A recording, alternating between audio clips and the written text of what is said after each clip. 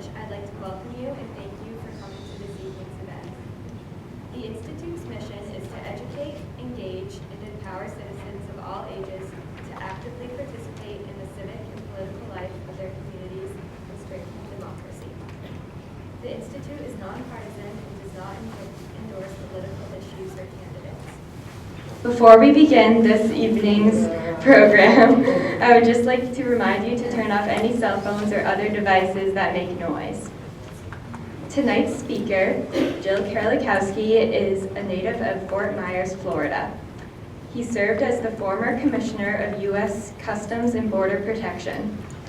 He was appointed to this position by President Obama in March 2014 and served until January 2017. He holds a bachelor's and master's in criminal justice from the University of South Florida in Tampa. He is also a graduate of the National Executive Institute at the Federal Bureau of Investigations Academy in Quantico, Virginia. Before becoming Commissioner of U.S. Customs and Border Protection, he served for five years as President Obama's Drug Policy Advisor as Director of the Office of National Drug Control Policy. Tonight, Mr. Kerlikowske will be joining us for a discussion entitled The State of the Border with Mexico. He will talk about migration flow, border security, and trade with Mexico. Following Mr. Kerlikowske's remarks, we will have a brief question and answer period. Please line up at the microphones if you wish to ask a question. Ladies and gentlemen, please welcome Gil Kerlikowske.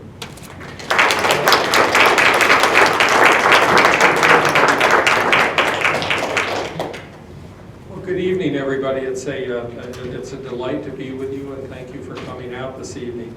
I think we had planned this for last Monday, and something was coming down out of the sky. That I thought all the New Hampshireites, I thought you could handle 12, 18 inches of wind-blowing snow, but I was very pleased that this was able to be rescheduled.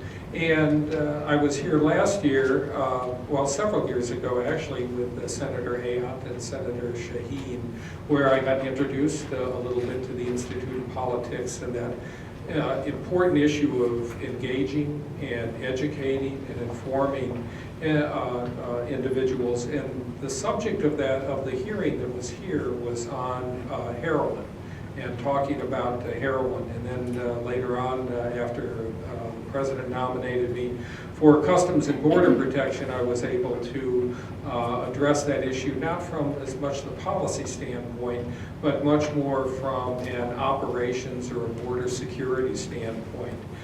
So to be able to also talk about Mexico tonight and Customs and Border Protection is it's a treat for me, and it's wonderful to be engaged with you, and I'm looking forward to one, maybe giving you some information about some things around that border that you're not aware of, but then also talking to you and doing my best to answer questions later on.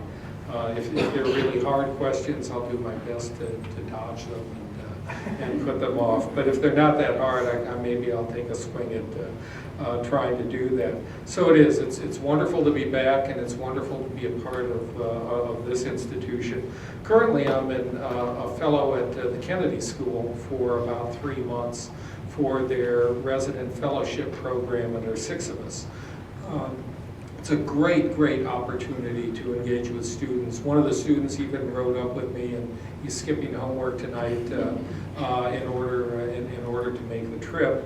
And then my wife, who actually wanted to see what I did now that I'm retired, also decided to join me. So I want to talk about the border security in Mexico. But before I get quite into that, let me just tell you a little bit about Customs and Border Protection and that organization, because I'm not sure that people understand kind of the scope and the breadth and the depth of the mission of CBP. CBP was formed in 2003 as a result of the 9/11 Commission.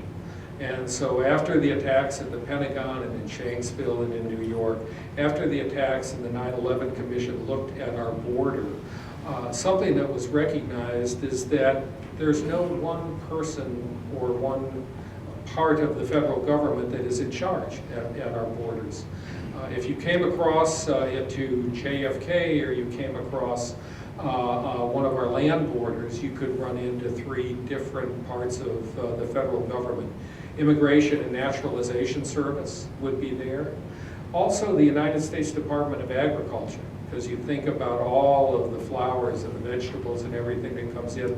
Somebody has to do those inspections, make sure that our agriculture industry is protected against pests and diseases. And then you had, between the ports of entry, you had the Border Patrol, and going back to those ports of entry, you also had, under the Department of Treasury, the United States Customs Service. So you really had the Department of Justice and the Department of Treasury and the United States Department of Agriculture. And sometimes those 3 entities or silos were not very good at communicating with each other about the issue. And quite frankly, the security issue wasn't preeminent in any one of those particular organizations at the time.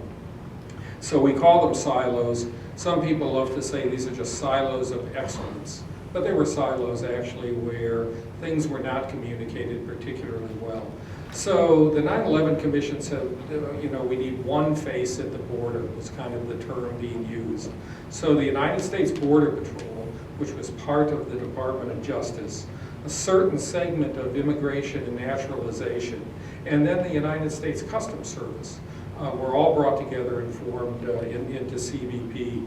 The Border Patrol is now 94 years old. The United States Customs Service, I think, is about 228 years old. It's actually older than we are as a country. And if it wasn't for the revenues that were collected by the Customs Service to fund the revolution, we probably wouldn't be, we'd probably have the king or the queen behind us instead. So we have these organizations with a long, rich cultural history and identity, but they were all brought together.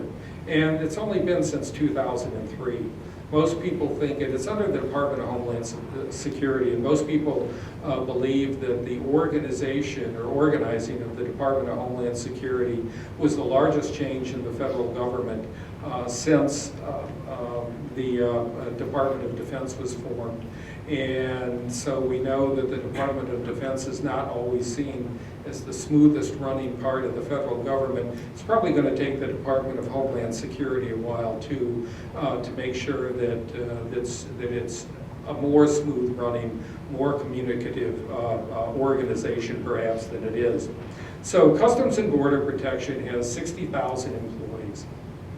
They're in 338 ports of entry. So if you fly into Logan or JFK or LAX or any of the other big airports, you meet the people in the blue uniforms. But you'll also meet them, of course, in the very small ports of entry. A place like Raymond, Montana, with 6 Customs and Border Protection officers, or of course border areas along the Northeast Corridor, also in Maine and New Hampshire, Vermont, where we have, and by the way, Customs and Border Protection has personnel in all 50 states. So it's this wide-ranging organization of the United States Border Patrol, which is now about 21,000 people. Their responsibility, of course, is to secure the border between the ports of entry. And then there's the United States Customs and Border Protection officers, formerly the Customs Service. They're at all the ports of entry and they're screening the people that are coming through. There's also a very large air and marine contingent. Would be one of the largest, actually, Air Force numbers of planes of almost any country in the world. Everything from helicopters to Predators to AWACS. And the agriculture inspectors that I mentioned to you. So it's a diverse and wide-ranging organization. But what most people really kind of think about with Customs and Border Protection is only one thing. They only think about the security of the borders. What are you doing to secure the borders? But there's another important role. It's not just to secure the borders. It is also to facilitate lawful trade and travel. And if you think about border security, you also have to think about what Customs and Border Protection does when it comes to economic security. There is a huge, significant footprint that the CBP has on everything to do with our economy, on jobs, on productivity, on exports, on imports. So if things are being brought into the country, imports, they're being looked at, they're being screened. If, for instance, they're being produced by child labor or prison labor, we can deny entry. If they're counterfeit, I think you can remember a couple Christmases ago too that there's some things that can be quite dangerous. Was anybody hoping to get a hoverboard two years ago? Yeah. I know some of the older gentlemen probably really were looking forward to getting those hoverboards.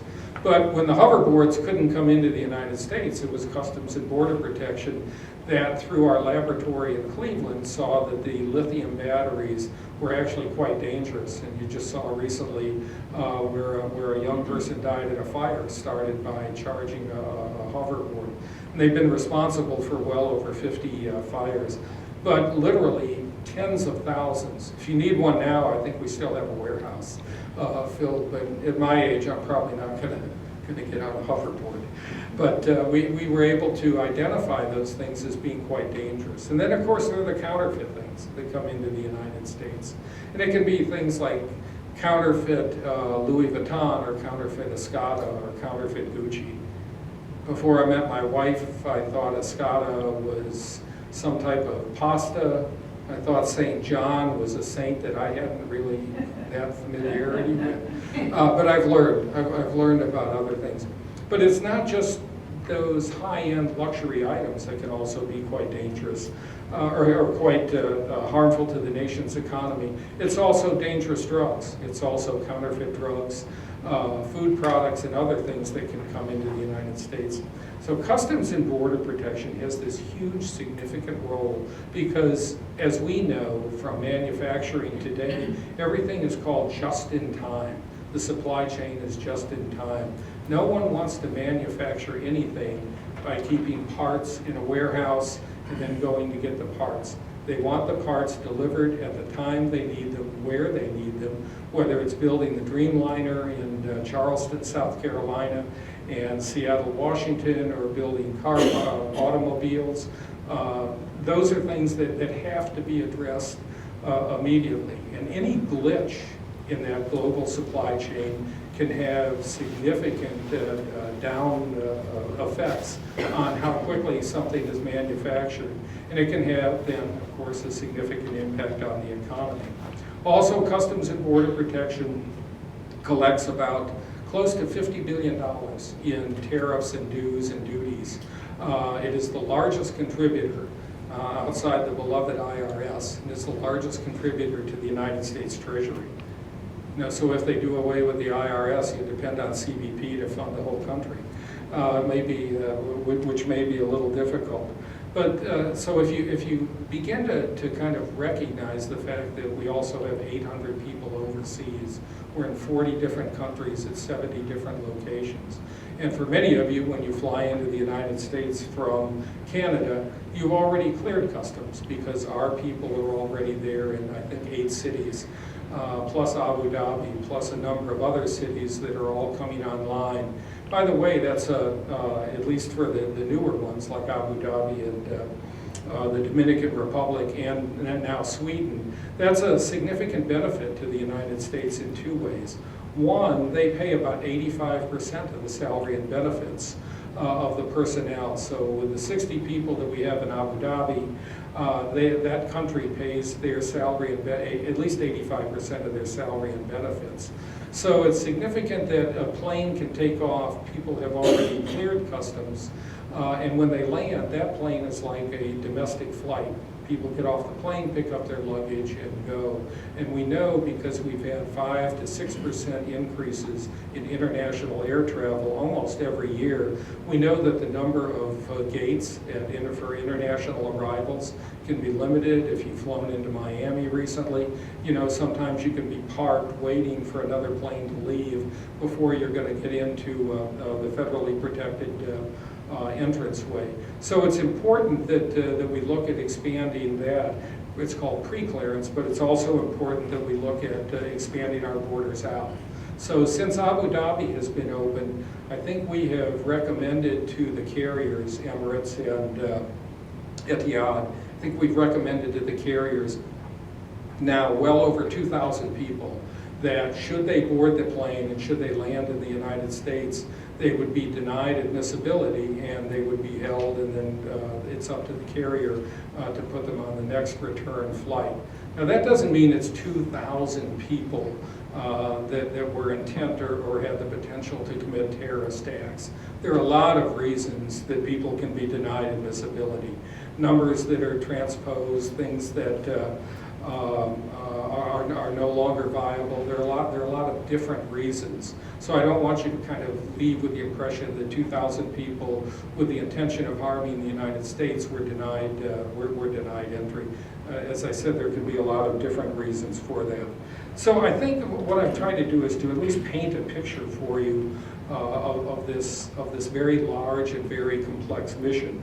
And with those employees, they're dealing with over 400 million people coming into the United States every day.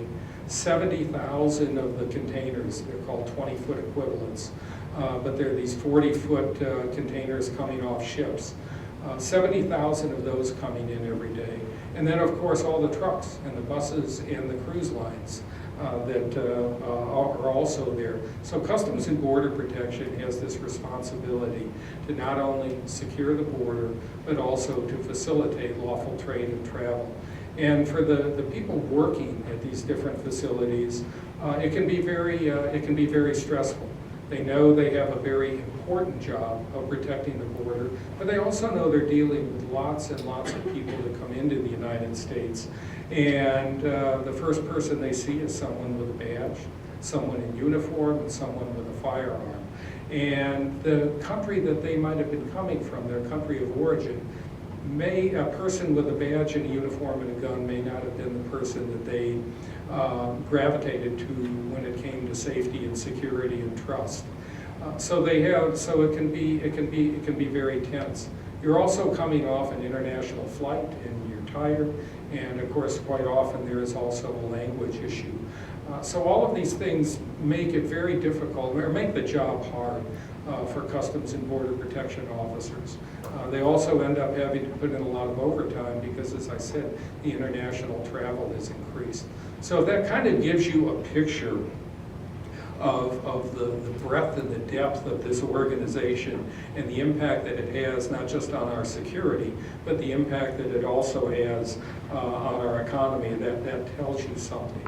When the person who wanted to detonate bombs in Midtown a few years ago, when he fled and attempted to leave the country, it was 2 Customs and Border Protection officers that just before the door closed on the plane and he was leaving were able to board the plane and take him off.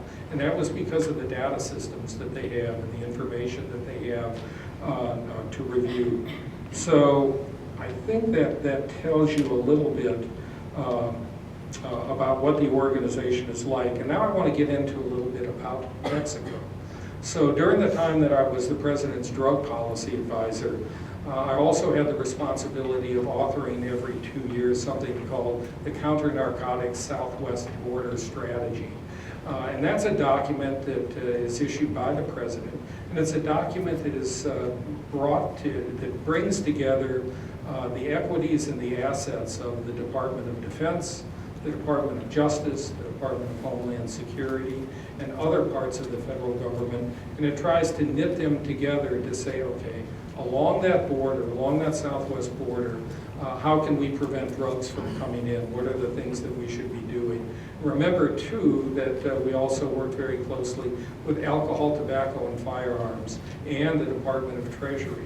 So at the same time, we're working on a strategy to limit, or at least to impact as much of the drugs coming into the country as we could. We also had to bear in mind our responsibility to try and detect cash going through, because when cash goes south, it feeds the cartels. So after those drugs are sold, so if we can make those seizures of cash, usually in the millions and tens of millions of dollars, that helps to negate some of the cartels. And at the same time, when you see some of the levels of violence in not just Mexico, but in Central American countries. Quite often the firearms that were traced were firearms that came from the United States.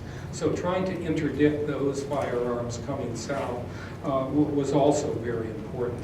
So working on that during the 5 years, I spent quite a bit of time with then Secretary Napolitano on the southwest border, and I got to know Customs and Border Protection and the work that they did pretty well, at least from that narrow standpoint. So quite often, I'm sure since this isn't being recorded, I can tell you that the kind of inside the White House. So quite often you'd be asked by someone, well, do you know someone who may be interested in a particular position or something? Can you help us out with that? And quite often in a law enforcement field, because that was my background for well before coming to the administration, I say, sure, I'll do my best to help you. And when the President's counselor said, look, do you know anybody that might be interested in Customs and Border Protection? And I immediately raised my hand and I said, me. And by then I'd had 5 years of kind of the policy issues around opioids, which when I took office, it was an unknown issue to the general public in 2009. The marijuana legalization issues and discussion. And so I was really ready and very much anxious to get back to operations, which is very much what Customs and Border Protection is. So when I said, look, what about me? I was delighted that, and truly honored that the President then nominated me for that, and I was confirmed by the Senate. And during President Obama's 8 years, I was the only person that actually received Senate confirmation. Senate confirmation is incredibly helpful when it comes to doing international negotiations and when it comes to working with the interagency. So then I also had an awful lot of time in Mexico. And to tell you what I saw over and over again in Mexico was the amount of cooperation, both first from the Calderon administration and now certainly from President Peña Nieto. Very much significant improvements, lots of improvements in a host of ways. Let me tell you about a couple of them. So from the security side, we work very closely with the federales, the Mexican federal police, but also their state police organizations. We have joint communications. We try to do joint patrols, and we try to work well together. If they have information about where people are being, as the term is used, stashed, people are being stashed on the southwest border, waiting for that opportunity then to come across. If they can do an interdiction on their side of the border, that makes an awful lot of sense. If we have increased information and intelligence back and forth, we can also work together to go after what are called the coyotes, the people that are smuggling people, human traffickers, and they're making an awful lot of money. But if we can help to kind of break the back of the coyotes, either seeing them prosecuted in the United States or prosecuted in Mexico, that's also very helpful. We also saw, of course, significant changes over these number of years in the migration patterns in the United States. So 15 years ago, 1.6 million people coming across the border. Last fiscal year, 415,000. If you think about 2001, just on the Arizona border, which was getting a lot of attention, well over 600,000 people intercepted or apprehended. Last fiscal year, it was about 64,000. So when you see this really strong reduction in the numbers, but there's also another twist in two ways. One is that the change isn't just from Mexico. The change is that actually beginning in 2014, we actually, and I don't want to use, I think it's a poor term to use, apprehensions. But I don't have a better one for it right now. But we would apprehend people from the 3 Central American countries, Guatemala, El Salvador, and Honduras, would be the ones that were coming to the United States. So that was a big change. So why? Why the change? Why not people from Mexico like we had in the past? Well, a couple of things happened in Mexico. One, their economy improved. The economy's better and the jobs are better, then people weren't as anxious to come to the United States from Mexico. Number two, even though security issues are still a significant concern, in Mexico the security improved. So why would you make that journey? Why would you leave that family if you have better security in your home country, and if you have a better paying job, and if in fact your children can get a better education? But for the 3 Central American countries I mentioned, really not the case. Things like coffee rust have really impacted a large part of the agriculture community in those 3 countries, and violence, people fearing violence. I think the last I checked, Honduras had the highest per capita homicide rate of any country in the entire world. So when you would see people coming across the border, you would see them from mostly those 3 Central American countries, and they were looking for a claim of protection, some type of claim of credible fear, of asylum, etc. And they were very afraid. So that was a change from Mexico to the 3 Central American countries. Why they were leaving those 3 Central American countries. Many times the information would come across and it would be used quite politically. If they were coming for jobs and they were coming as what would be called economic migrants, if they were coming for jobs or coming to be reunited with a family member who was often already here, people would think of it in one way. If they were coming by fleeing violence, I sat down with a father and his little girl in one of our holding facilities in McAllen, Texas. And he was telling me that in San Salvador he had a pretty decent job, but there had been 3 murders on his block, and he was not going to raise his daughter with a level of violence that included 3 homicides. He was very concerned still because his wife was still back in San Salvador.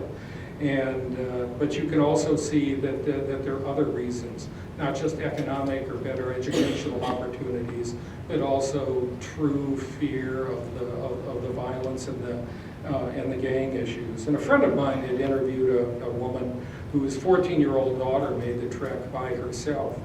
And he said to her, weren't you just desperately concerned that she would be killed or raped, sexually assaulted on that? And the mother said, oh, I was very concerned. I worried during her entire trip. I also know that if she would have stayed here, she would have been raped by the gang members. So it really changes your outlook.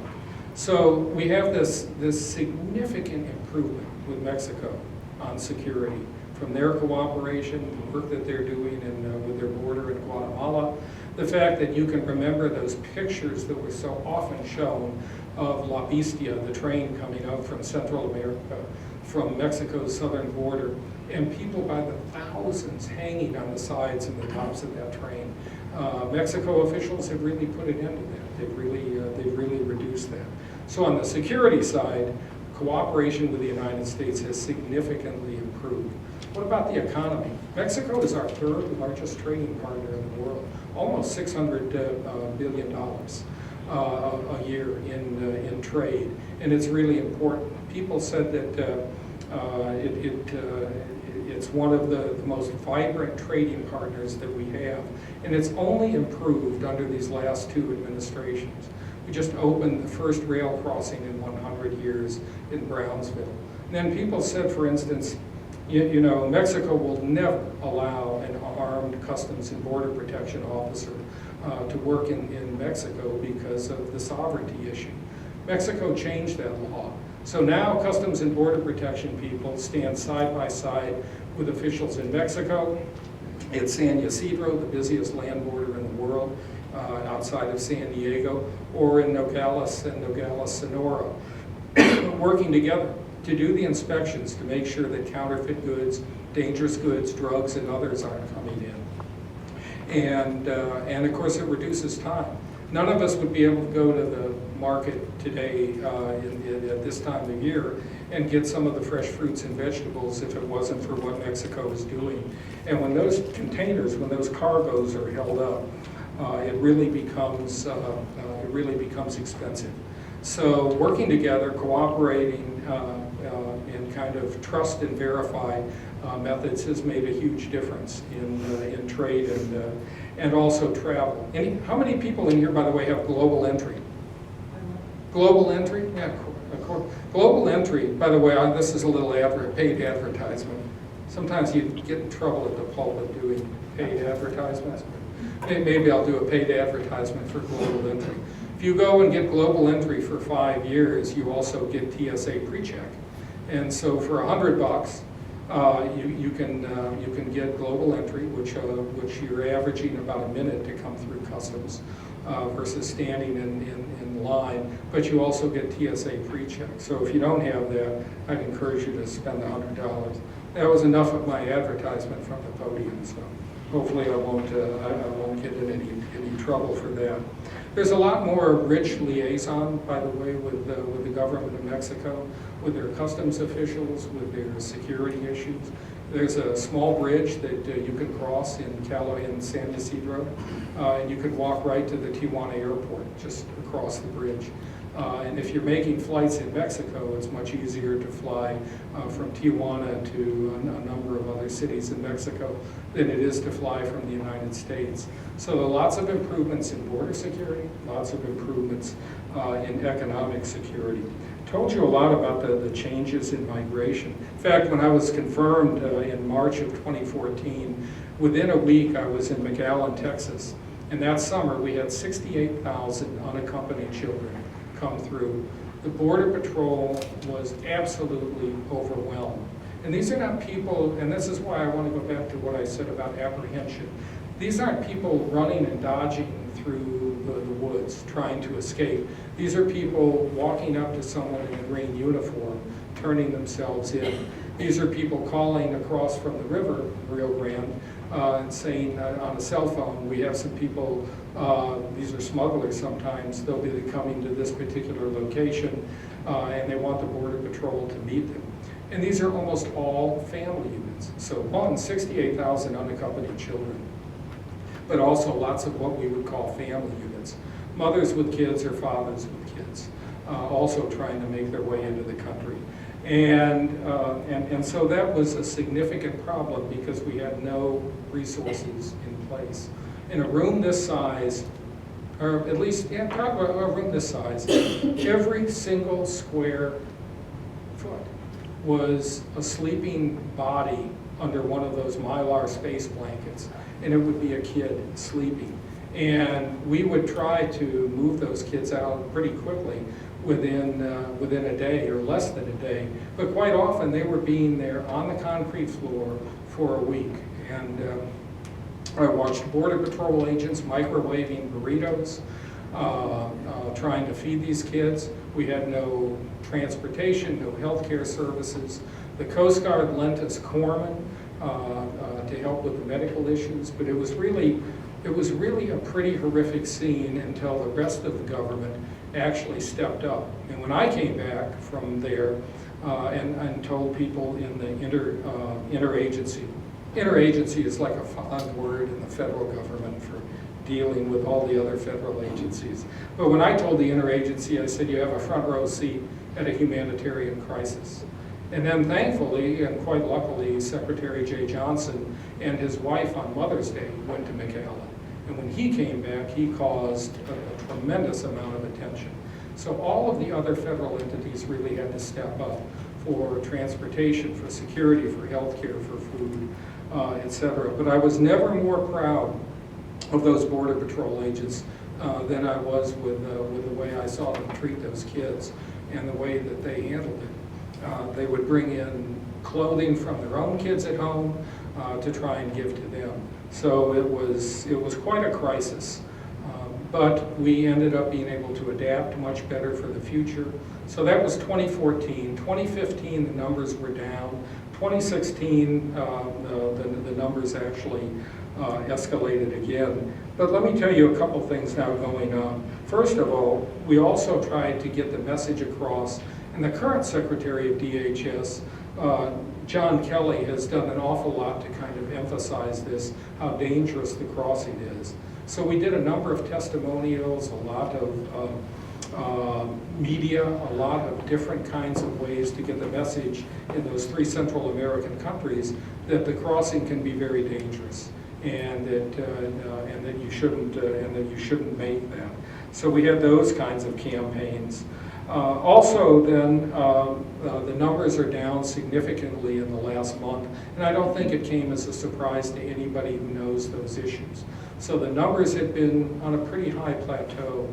And this time of year, the numbers often go up. But because of what the current administration has put out, you know, it's very clear that there is a very hardline approach on immigration and whether people are going to be detained, whether they're going to be repatriated. And so even though our numbers usually go up this time of year, the numbers are about the lowest level right now in 5 years. And then the last two things I'll mention to you before we open it up certainly to questions is, has anybody heard about the wall? Have you heard about the wall? Okay. So there's been a lot of discussion about the wall, and during the time I was in office, and I'm very apolitical.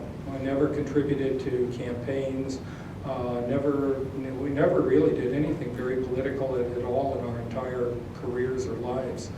So to get called and asked to come to the administration was really quite a surprise. I came home, I told Anna, I said, you'll never guess who called. The Vice President-elect called Joe Biden from the train in November, and after the election, and wants to talk about coming to Washington. She said, that's great. She said, it's garbage night, take out the trash. So apparently I didn't impress her very much with that. But it's been, you know, it's a critical issue during that campaign about what does the wall do. So one, think about, we have almost 700 miles of a variety of wall or fencing now.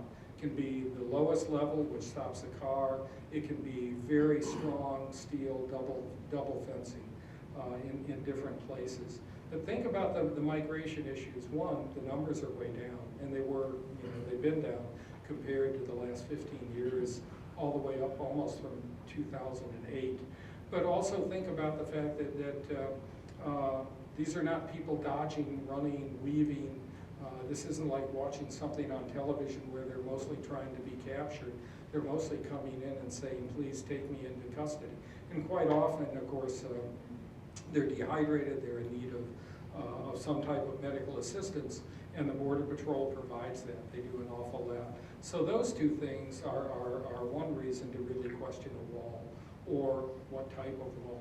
The second one is that the shortest distance from those 3 Central American countries to the United States is through McAllen, Texas, the Rio Grande Valley. The Rio Grande River can be ankle deep, and you can walk across it in ankle deep locations, or it can be a torrent. It can change direction, etc. It would be very, very difficult and very expensive. I mean, given the fact that a lot of the land on the river, by the way, is privately owned, it would be very difficult to build some type of barrier. And we're also seeing more people that walk up to our ports of entry, like Brownsville or Nogales or somewhere, walk into a port of entry and say, you know, I'm asking for a claim of protection or a claim of credible fear. The other reason that's been talked about for a wall is drug smuggling. So one of the things that is trekked across between the ports of entry has been marijuana for years. Backpackers, trucks, and on and on. The seizures of marijuana between the ports of entry have gone down for the last 6 years. We have 8 states in which marijuana is legal. We have had hydroponically grown marijuana that has been pretty finely cultivated for a number of years in a number of different locations in the United States. Marijuana grown in the fields of Mexico, frankly, isn't something that a lot of people try to adhere to or go after. They want more finely grown marijuana, and we can talk about that too later.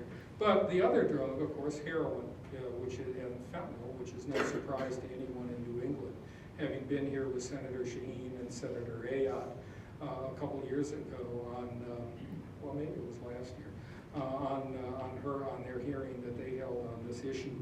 Those are the drugs that come through our ports of entry, not between the ports of entry. So there are people that try to carry it on their body, and there are people that try to conceal it in the rocker panels or the engine panels or all kinds of other places that they brilliantly try to secrete it in a vehicle.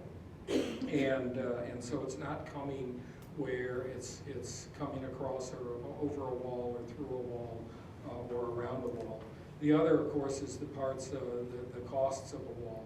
The fencing that we have is really expensive, takes a lot. You also have to repair it and keep it in good condition. So it's a pretty expensive undertaking. So let me stop here and say that if I've kind of painted a picture for you of what Customs and Border Protection does and their responsibilities, and at the same time talked a little bit about the cooperation and the changes in Mexico. If their economy, if their peso continues to decrease in value, wouldn't surprise me then to see more people from Mexico trying to come to the United States. It is in our best interest that Mexico remain a more safe environment and have a better economy. And I think that's been widely shown as a driving force, not just the increase in border security, but a driving force in why the border numbers, particularly from Mexico, are down. So I want to thank you. I hope I got a few points across, and I'm happy to answer your questions. Thank you.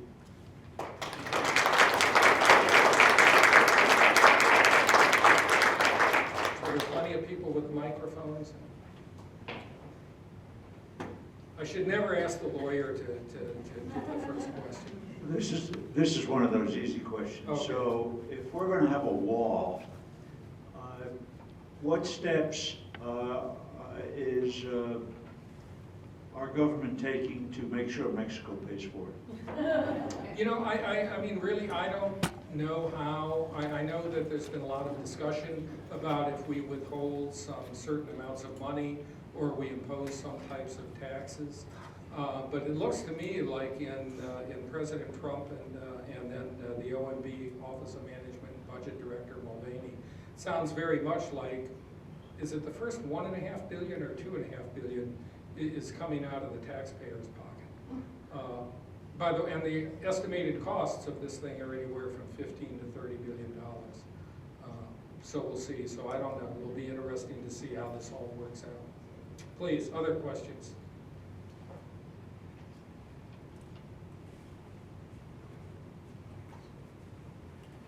Could you please talk about the impact, if any, to CBP as a result of using them as agents to, quote, round up illegals and deport them?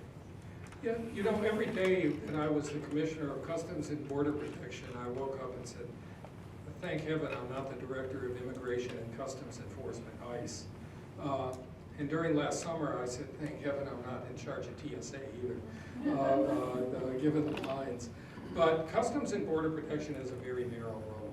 If you come into the country illegally and you're being detained by the Border Patrol or at a port of entry, we usually try to turn you over, hand you over to someone in ICE, Immigration and Customs Enforcement, a separate outfit from CBP within the Department of Homeland Security.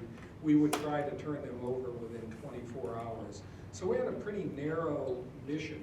ICE, on the other hand, a very complex mission. So I said the director, Sarah Saldana, who was the U.S. attorney in Dallas, every single day she was criticized. She either deported too many people or she didn't deport enough people.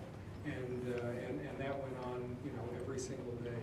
Trying to figure out in the long run what comprehensive immigration reform and some level of clarity looks like would make the job of all of these Department of Homeland Security, which is a huge budget. CBP alone is $13 billion. Can you imagine if we didn't have to have quite that level of funding? 20,000 people in immigration and customs enforcement. It's a pretty expensive undertaking. So we were fortunate to have a narrow mission in those two areas, and immigration and customs enforcement, quite frankly, had a more difficult mission, having to go into the cities, having to apprehend people, take them out. Please, other questions, comments about Mexico? Please, yeah. I'm curious about the ports of entry other than the southern border. And I'm curious about what if you were to think about up at night, the three things that are problematic at those border crossings or ports of entry, what really concerns you? Well, the first thing that's often brought up is that people will come into the United States as refugees who actually are, they've cloaked themselves in refugee status and they wish to do harm to the country. They want to do some level of harm. That is often talked about, and quite frankly, it would be on the lowest of priorities. If you are from Syria and you're trying to enter into the United States through refugee status, you go through 2 years of process. Your DNA, your photograph, your fingerprints, and you will get questioned, and it will be 2 years. And I said, you know, if I wanted to come into this country and do harm to the country, I just sneak across the border. We have 1,960 miles on the southwest border. We have 4,000 miles on the Canadian border. We have a lot of sea border also. Regardless of whatever people try to have as an understanding of a secure border, there are always going to be opportunities for people to come into the country. So one, try to separate out what you should be really concerned about. It's probably not refugee status, given the fact that so many incidents that have happened here in the United States and from homegrown individuals. People that have become radicalized in their basement, etc. But there are things such as the economic impact. So for instance, we had 900 people from a large country wanting to go to California on the student visas. And the college of whatever it happened to be, the college maybe could hold about 80 people altogether. And yet they wanted 900 student visas. Well, it was pretty clear to us that 900 people are going to come into the United States on a student visa, and they're going to look for work, and they're going to overstay their visa. Because you know, a visa is good for 90 days. One thing that we don't have a good handle on, we have a pretty good handle on who comes into the country through a port of entry. We don't have a very good handle on who overstays their visa and how that can be done. And I think you'll see a continuing push on that. The other is the security of the global supply chain. It would not take, much to slow a huge container ship down if there is something that's deemed to be dangerous or hazardous or poisonous.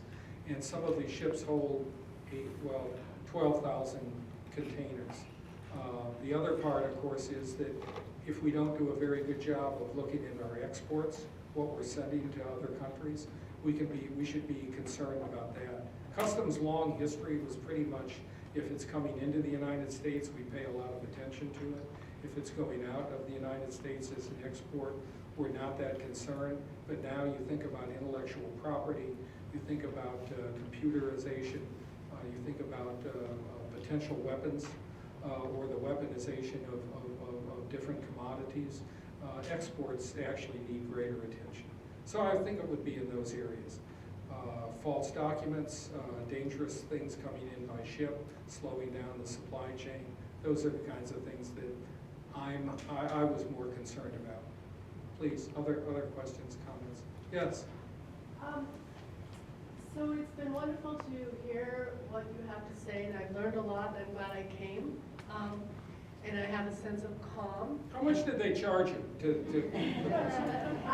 But what the media presents is just all those horrid sound bites. So I guess I'm asking you, what comfort level do you have with the fact that there may or may not be rational discussions going on when, are there people sitting around the table in Washington, D.C. with President Trump saying, okay, you want to build the wall, but let's hear this side. I mean, do you have a comfort level that there's some rational thought process going on?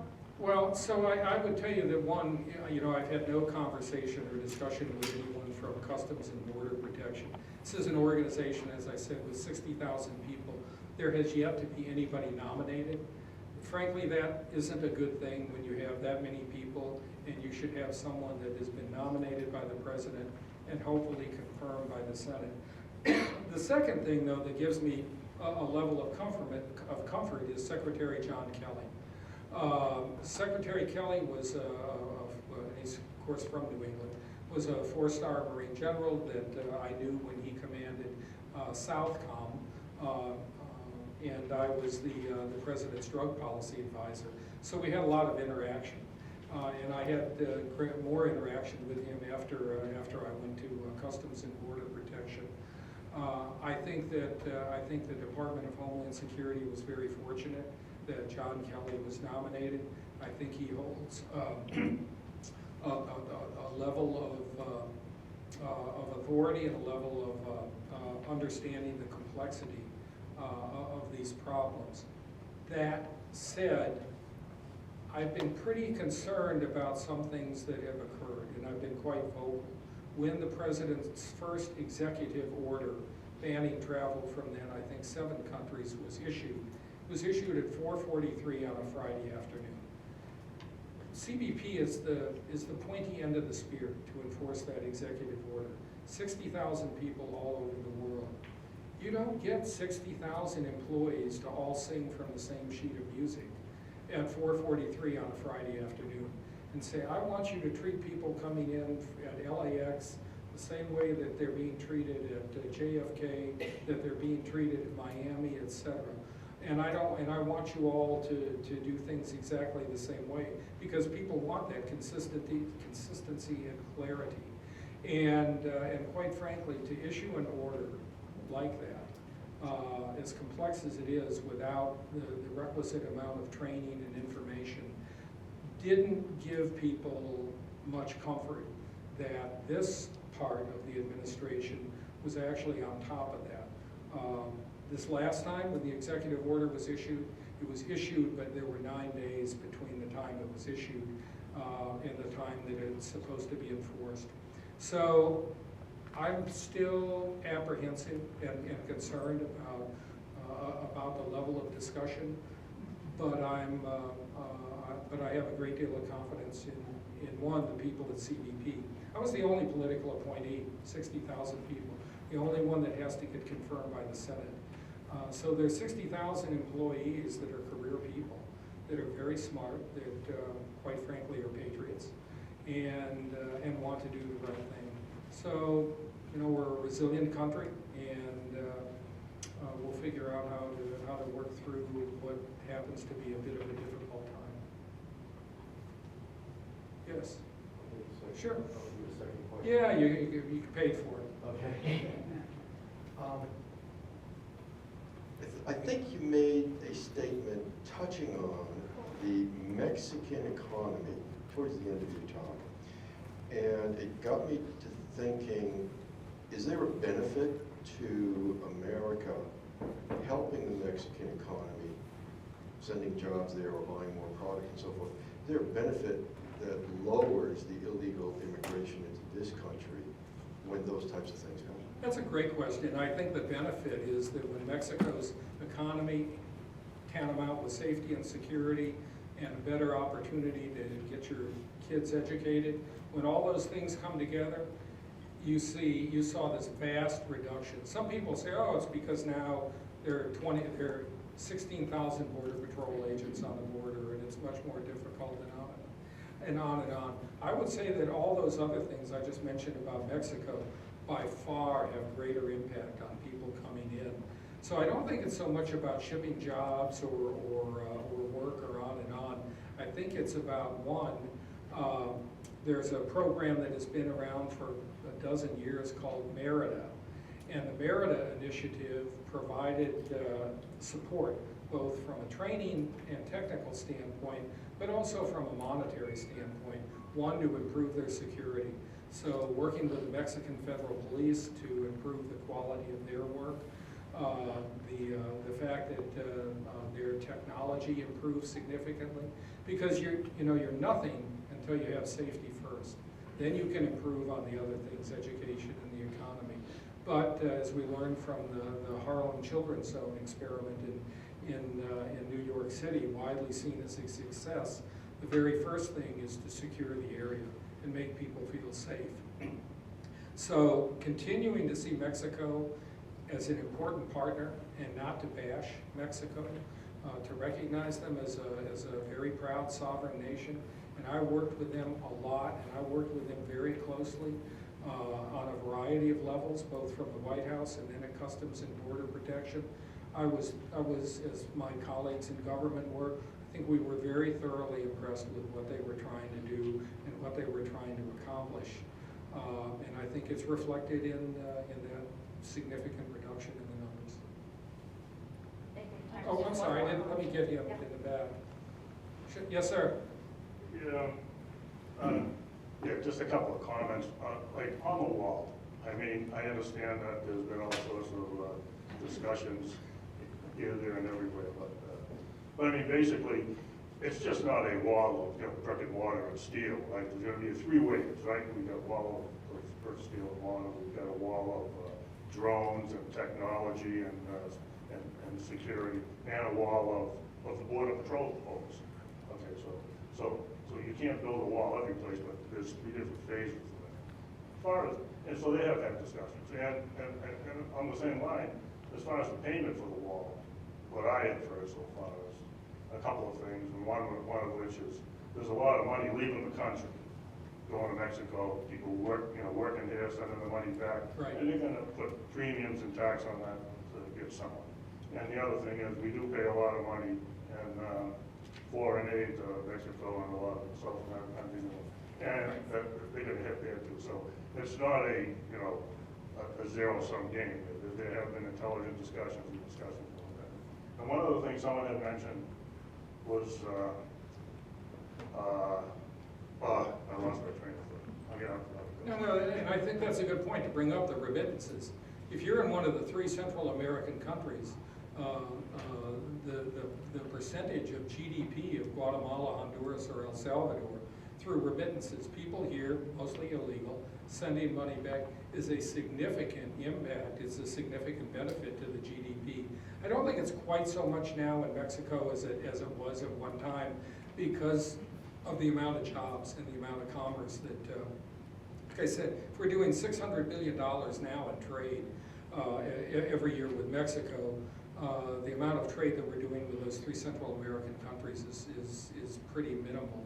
So I think trying to stop the remittances, it can be difficult, because right now if you go to some of the cash places, Western Union was one, but Western Union hired a number of analysts to try and look at, is money going back to the cartels.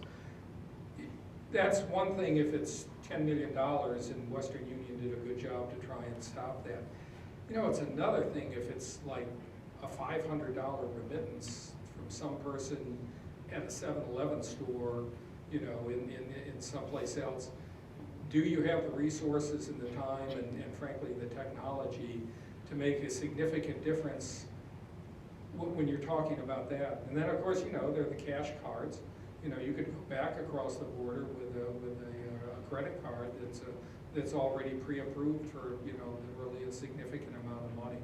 So I know those things have been talked about, and it doesn't mean that they shouldn't explore them. I just think it might be a bit more difficult than perhaps what's being talked about. Okay, and I do remember my last one. Thanks. I thought I was safe. I just heard Ben Stein. We were talking about the executive orders, the first one and then the second one. And Ben Stein made a lot of comments about that just the other day as far as the judges jumping to conclusion. I don't know if you heard about that. And again, everything is all in the implementation. I mean, when you look at the scope of these things and what's going on. So I just wanted to just be clear that, yes, there's always going to be, when you do something new, there's always going to be implementation issues, but it seems like we put excessive negative spin on some of these things. And I just wanted to say, yeah, it could have been done better, yes, we know that, but there are some things that. Yeah, and I should make it clear that I actually have no trouble with the executive order, quite frankly. Since 9/11, I don't think there is any part of immigration, whether it's using now facial comparison at some airports, biometric chips in passports, biometric exit programs, I don't think there's any part of border security that hasn't been examined, tweaked, looked at, lessons learned. When the Yemeni printer cartridges were explosive laden, within days the air cargo system was tweaked to try and mitigate that.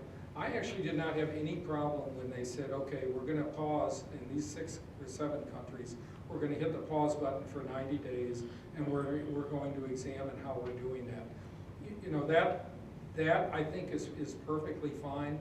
I think it was the implementation, because then it sets such a bad tone for anything else you want to implement, because they look back and say, well, look how screwed up that was.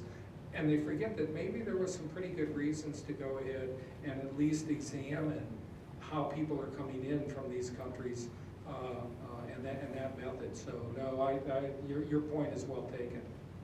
Yes? I'm looking for your insight. We've been told that other than for a few people at the top in the White House, there are an enormous number of administrative jobs in government that have not been filled, and the pipeline is kind of slim. I know that bureaucracies run on chain of command and policies and procedures and blah, blah, blah, blah. Is there enough glue, bubble gum, whatever, to hold for response, okay? Is there enough chain of command to hold response under a critical time? I think that people are very frightened by that, you know, and I'd be interested in your insight, because you were involved in that, and you know what it looks like, and you know what you hear. Sure. So there are 2 parts to that. One is that there are lots of positions besides the president's cabinet that require nomination and Senate confirmation. And frankly, you want to fill those positions. I don't think it's any secret that the current administration probably did not expect to win the election, and therefore the number of people sitting kind of in that pipeline that are going to be put in place, are going to be nominated, was something that was slow off the mark. But you do want to fill those positions. I mean, you wouldn't run the state of New Hampshire with an acting governor for 8 years or 4 years. Or you really want to fill these positions, and you want the Senate to give that person the good housekeeping seal of approval, to use a very old phrase. The second part, though, is if there is an emergency, the people that I know in these different forms, in these different parts of government, they already have very clear plans laid. There are all kinds of places where people go if there is an emergency, how communications is not just redundant in 2 ways, but maybe redundant in 4 ways, policies and procedures, and then special training, and these are all career people that are already there. So if something untoward does occur, I would feel confident that in the vast majority of those organizations, there's a cadre of people that know what to do and what decisions need to be made and where to go. Eric, thank you all very much for the evening.